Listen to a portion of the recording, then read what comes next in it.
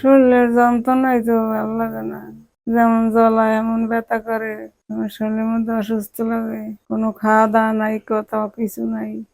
কি কম কোয়ান, আমার তো কথাই কইতে মনে হয় না। যারা এরকম করছে তাদের বিচার চাই, এইভাবে যেন আর না করে। আর আল্লাহ যদি রোগীর বাঁচাতে বাঁচবে না তো বাঁচার কোনো চিকিৎসাই নাই। আর এইরকম ডাক্তারে যে অচরে কি চিকিৎসা করে আমরা জীবনে শুনিও না আর দেখিও না। আর কোত প্রবাসী মেডিকেলটা ভালো না, ওখানে মেডিকেলটা বন্ধ করে দেওয়াই ভালো। নাহলে রুগী হেরা ডাক্তার হয়েছে রুগীর চিকিৎসা করবে, হেরা অচর থেকে পেটে সেলাই করে দেয়, কেমন ডাক্তার এরা? দাদি কুয়েত প্রবাসী হসপিটালে অপারেশন হওয়ার পর তার পেটের ভিতর ডাক্তার কেচি রেখে দেয়, এ কারণে তার পেটে পচন ধরছে। এভাবে অনেক রুগী, অনেক মানুষ হাহাকারে ভুগতে আছে। বারবার হসপিটাল বন্ধ হওয়ার পরও মামা খালুর জোরে আবার তারা চালু করে। এর সুষ্ঠু একটা বিচার চাই। 2024 নভেম্বর 18 তারিখ আমার বাসায় বেড়াইতে আসে। আসার পরে আমার মা অসুস্থ হয়। অসুস্থ হওয়ার পর আমরা কোতপুরবাসী ক্লিনিকে নিয়ে যাই। নিয়ে যাওয়ার পর ডাক্তার সাপিয়ে পারবেন ওখানে যে সবসময় থাকে, উনি বলছে আপনার মার অপারেশন লাগবে, ইনফেকশন হয়েছে, জরালো ইনফেকশন। ঠিক আছে, আমরা অপারেশনে গেছি। অপারেশন করছে কেউ, ফারহানা মাহফুজ, সরকারি হসপিটালের ফারহানা মাহফুজ অপারেশন করছে। অপারেশন করার পরে আমাদের 4 দিন পর আমরা বাড়ি আসছি। বাড়ি আসার পর 4 দিন পর আবার 8 দিনের দিন আমরা সেলাই কাটতে গেছি। তখন বলে আপনার মার ইনফেকশন হয়েছে, আপনার হাসপাতালে আবার ভর্তি হইতে হবে। আমরা ভর্তি হয়েছি। তারপর 2 বেলায় ড্রেসিং করছে।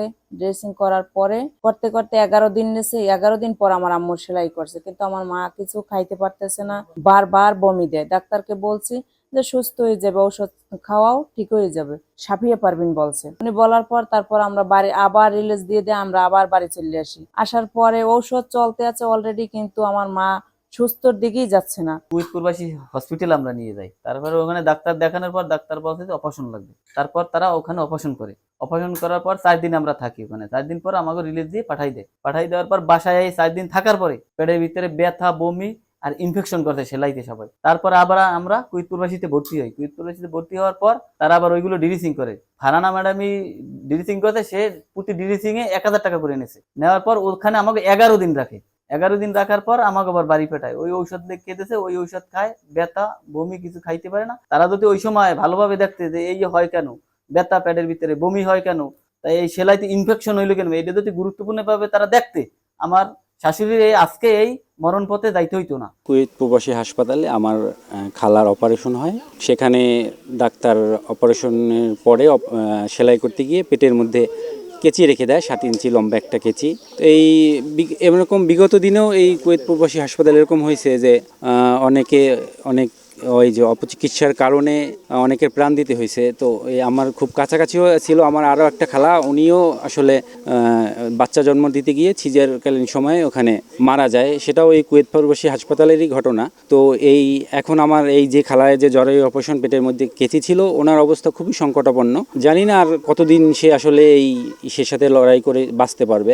তো আমি আসলে এটা চাই যে এই ডাক্তারদের অপচিকিৎসার কারণে আর কোনো প্রাণ বিনষ্ট না হোক, এবং অনতিবিলম্বে এই ধরনের এই ক্লিনিকের ব্যাপারে ব্যবস্থা নেওয়া হোক। প্রবাসী হসপিটালে আমার খালার অপারেশন হয়, সেখান থেকে ভুল চিকিৎসা করে তারা আমার খালার পেটের ভিতরে একটা কাঁচি রেখে দেয়।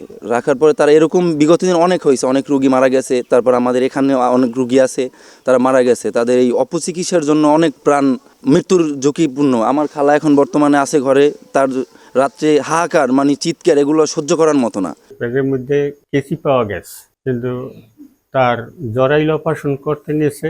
এরপর ভুলে, এরা কয় ভুলে, কিন্তু আসলে ভুল কিভাবে যেইটা হয়েছে আমরাও বলতে পারি না। কিন্তু এইটা যাতে সূক্ষ্ম বিচার পাইতে পারে এবং এইটা যাতে ক্ষতিপূরণ পাইতে পারে, যেটা সিদ্ধান্ত নেয় উপরস্থ অফিসার আছে, তারা যেটা সিদ্ধান্ত নেয় এইটা আমরা একমত।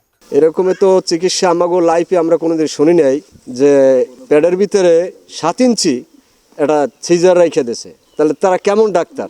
তারা কি ডাক্তার না কসাই? কসাইরা তো আমার মনে হয় আর থেকে ভালো ডাক্তারের থেকে। তারা কোন বলে এখন তরিক তারা কোনো ব্যবস্থা নিতে পারতেছে না। আরো বিগত দিনে আমাদের এলাকার একজন লোক সিজারের সময় মাইরে ফেলাইছে। গত 8 তারিখে এই যে কুয়েত প্রবাসী হাসপাতালের যিনি ভুক্তভোগী রোগীর স্বজন, তারা আমার অফিসে অভিযোগ দাখিল করেছে। আমরা অভিযোগ পাওয়ার পরপরই নির্দিষ্ট যে প্রতিষ্ঠান কুয়েত প্রবাসী যে ক্লিনিক, সেই ক্লিনিকের কাগজপত্র তলব করেছে এবং আগামীকালকে ইনশাল্লাহ আমরা একটা মেডিকেল বোর্ড গঠন করেছি, তদন্ত বোর্ড গঠন করেছি এবং তদন্ত বোর্ড আগামীকালকে তদন্ত কার্য সম্পন্ন করবে এবং তদন্ত কাজ সম্পন্ন করবার পর যথাযথ আইনানুগ ব্যবস্থা গ্রহণ করা হবে। এখানে 129টা ডায়াগনস্টিক সেন্টার এবং ক্লিনিক্স আছে যেগুলো অবৈধ এবং মানহীন, তাদের বিরুদ্ধে আমরা যথাযথ আইনানুগ ব্যবস্থা গ্রহণ করব।